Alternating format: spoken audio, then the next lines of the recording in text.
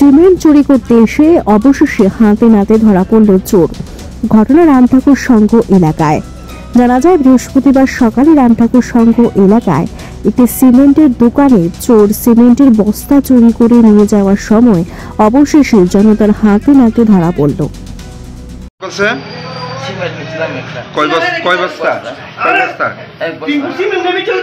Cement কি মানে চুরি করে এগুলি নিয়ে কি করো? কি করো এগুলি চুরি করে নিয়ে? সিমেন্ট গুলি চুরি করে কি করো? কত টাকা বিক্রি করছো? কোন জায়গাতে বিক্রি করছো? আগরতলা কি করো তুমি? বাড়ি কোন জায়গায়? এই যে সিমেন্ট চুরি করছো আজকে কি মানে করছিলা?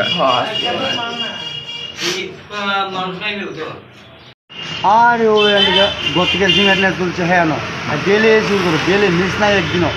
মানে সিমেন্টগুলি কিভাবে চুরি করতো? মালিক ঘরে না থাকলে চুরি করে, আর বলো করে 3-4 দিন ধরে আজ যা এরকম ঘটনা করে। এখন অব্দি কত বস্তা সিমেন্ট চুরি হয়েছে ঘর থেকে? 3-4 বছর চুরি করে নিয়ে যাওয়া হয়।